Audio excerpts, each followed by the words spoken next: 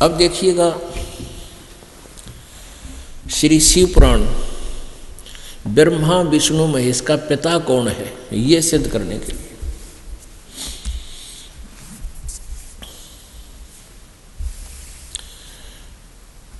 ये शिव पुराण है, गीता प्रेस गोरखपुर से प्रकाशित है। इसके संपादक कौन है?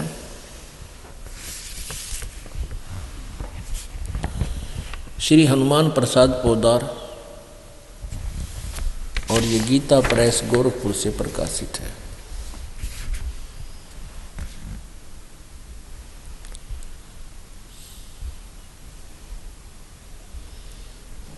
गोविंद भवन कार्यालय कोलकाता का संस्थान, प्रकाशक व मुद्रक है। इसमें देखिएगा रुद्र संहिता संक्षिप्त शिव पुराण प्रश्न नंबर 98 के लास्ट से शुरू करेंगे, और ये है रुद्र संहिता 98 के लास्ट से। अपने पुत्र नारद की यह बात सुनकर लोक पितामह ब्रह्मा वहाँ इस प्रकार बोले। अध्याय 5 खत्म हुआ, अंत हुआ रुद्र संहिता का, और छठा प्रारंभ हुआ अध्याय। श्री ब्रह्मा जी ने कहा, ब्रह्मा जी ने अपने पुत्र नारद जी को कहा, देव शिरोमणे, तुम सदा समस्त जगत के उपकार में ही लगे रहते हो। तुमने लोगों के हित की कामना से बहुत उत्तम बात पूछी है। जिस समय समस्त चराचर जगत नष्ट हो गया था, सर्वत्र केवल अंधकार ही अंधकार था, न सूर्य दिखाई देते थे न चंद्रमा आदि आदि। उस समय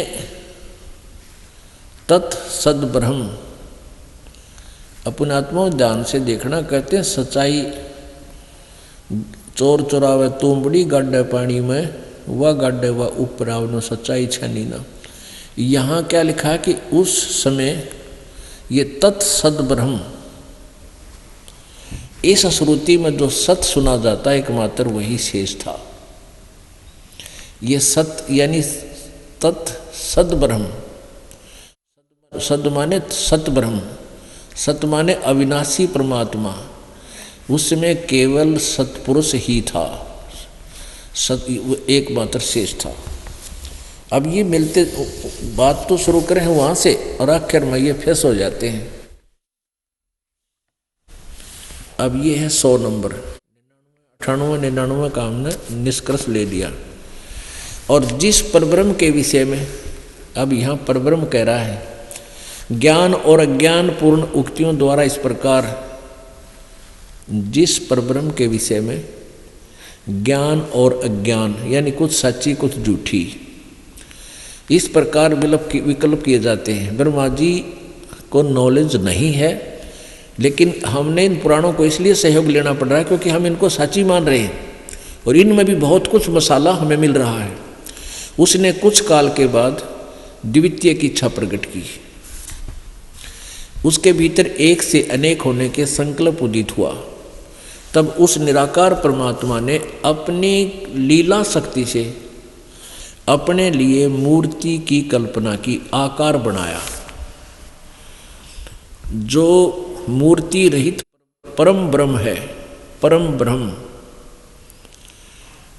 ये परम ब्रह्म, यहाँ परम ब्रह्म है वो परब्रह्म है, इसमें बहुत अंतर है। इस परब्रह्म में और परम ब्रह्म में बहुत अंतर है। उसकी मूर्ति, अब ये क्या ला के छोड़ता है, उस परम ब्रह्म युग काल को बता रहा है ब्रह्मा। परम ब्रह्म माने परम अक्षर ब्रह्म, भगवान सदाशिव हैं। अर्वाचीन और प्राचीन विद्वान उन्हीं को ईश्वर कहते हैं। एक समय एकाकी रहकर स्वेच्छानुसार विहार करने वाले उन सदाशिव ने अपने विग्रह से स्वयं ही एक स्वरूप भूता शक्ति की सृष्टि की, जो उनके अपने श्रीअंग से कभी अलग होने वाली नहीं थी, उस पराशक्ति को प्रधान प्रकृति गुणवती माया बुद्धि तत्व की जननी विकार रहित बताया है। अब आप जी को दास ने सृष्टि रचना सुनाई है, उसमें बताया था कि उस काल के अंदर से परमात्मा ने वह दुर्गा निकाली थी।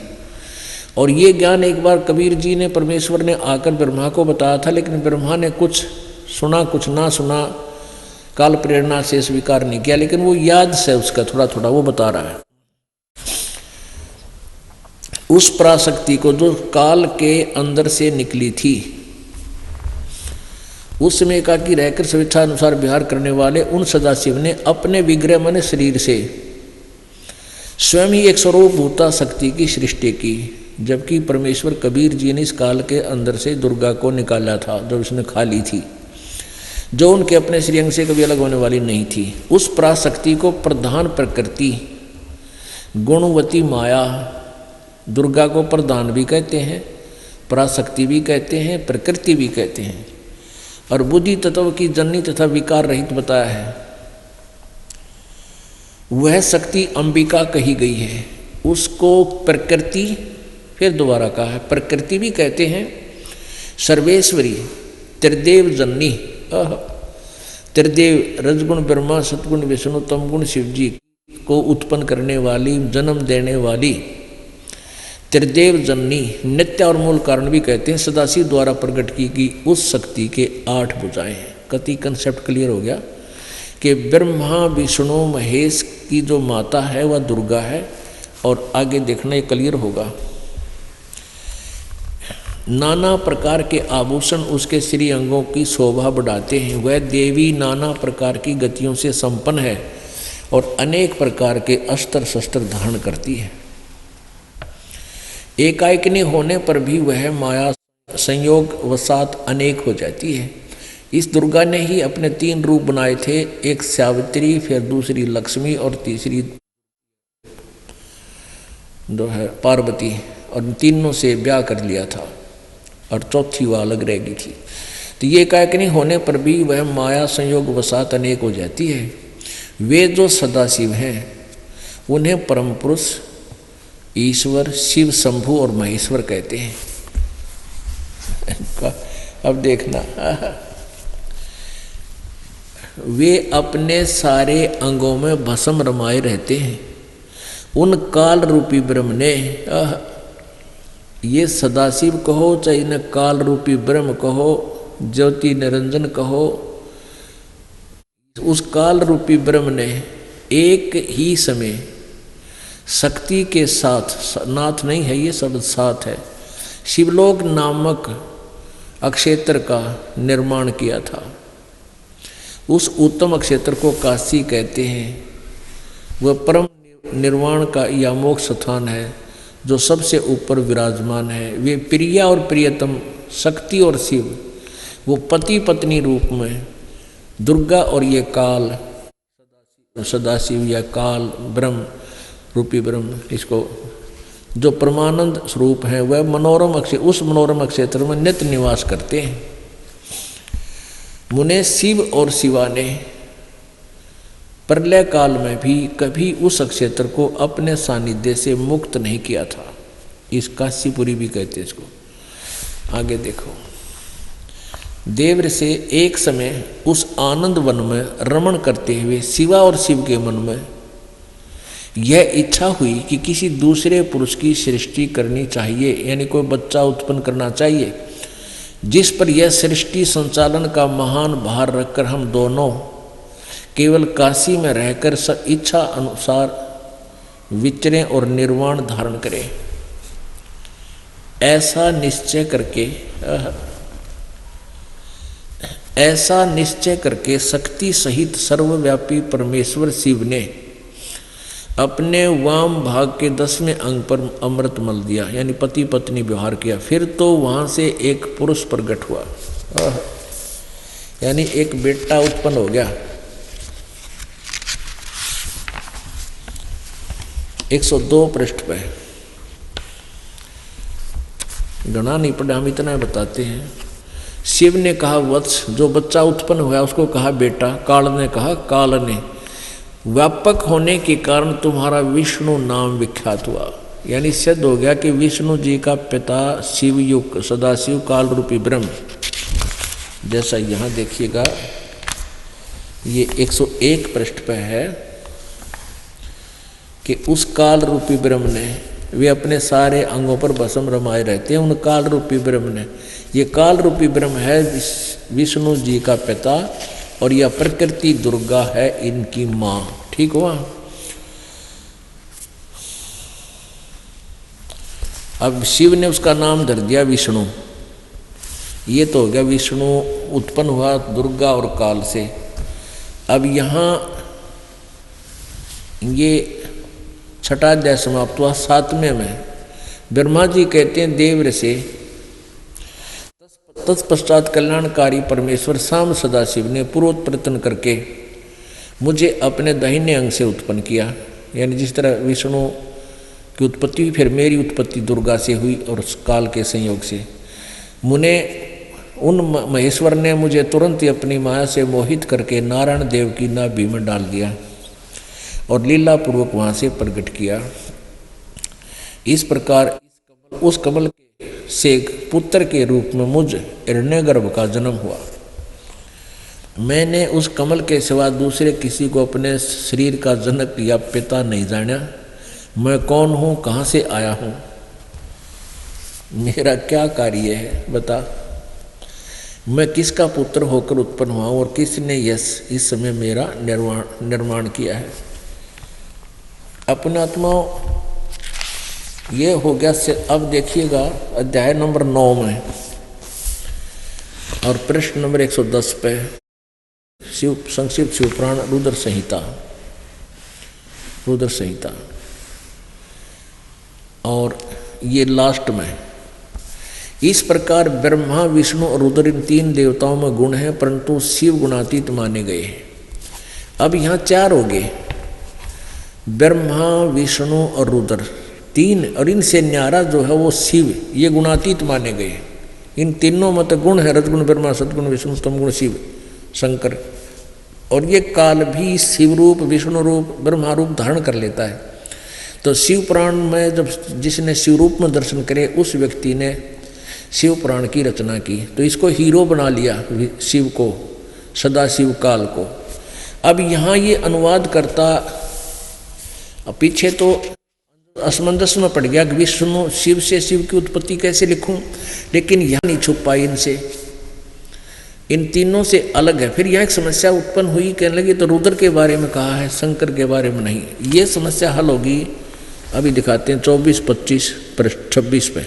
एक बार ब्रह्मा और विष्णु की आपस में लड़ाई होगी, वो कह मैं तेरा बाप, वो कह मैं तेरा बाप, दोनों लड़ पड़े। ये देखिएगा विद्वेश्वर संहिता संक्षिप्त शिवपुराण, ये 24 पृष्ठ पे।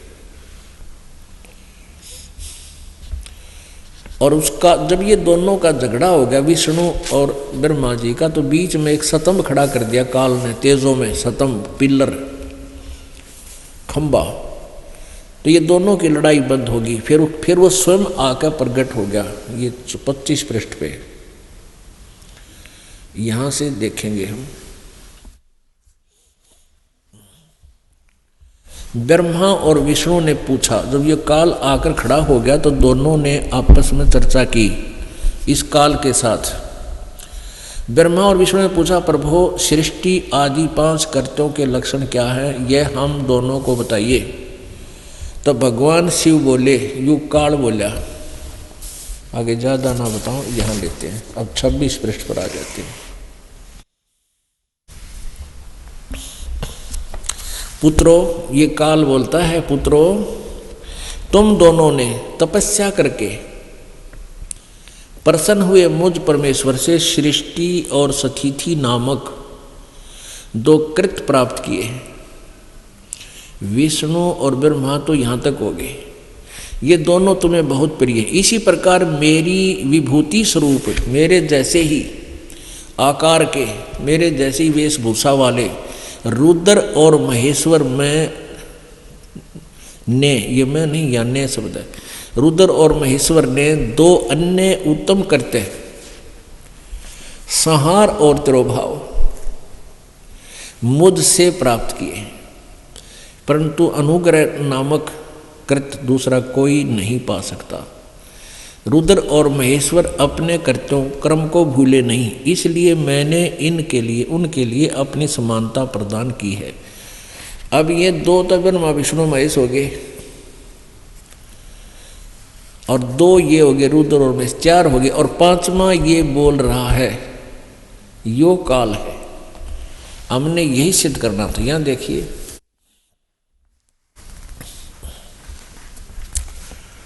मैंने इनके बारे में बता रहा है कि रुद्र और महेश तो मेरे जैसे ही हैं, इन मेरे जैसे ही ये वाहन रखते हैं, मेरे जैसे ही इनके पास हथियार हैं।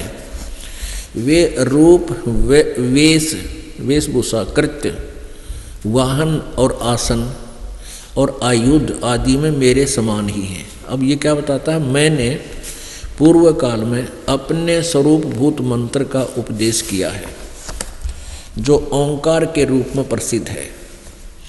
वह मंगलकारी मंत्र है। सबसे पहले मेरे मुख से ओंकार ओम प्रकट हुआ, जो मेरे स्वरूप का बोध करने वाला है। ओंकार वाचक है, मैं वाच्य हूँ। यह मंत्र मेरा स्वरूप ही है। प्रतिदिन ओंकार का निरंतर स्मरण करने से मेरा ही सदा स्मरण होता है, ब्रह्म का। मेरी उत्तरवर्ती मुख से अकार, पश्चिमी मुख से उकार, दक्षिण मुख से मकार का और पूर्ववर्ती मुख से बिंदु का तथा मध्यवर्ती मुख से नाद का प्राकट्य हुआ। ये पांच अकार, मकार और अकार का और इस उकार, मकार, बिंदु और ये नाद, इन पांचों से मिलकर ये एक ओम मंत्र हुआ।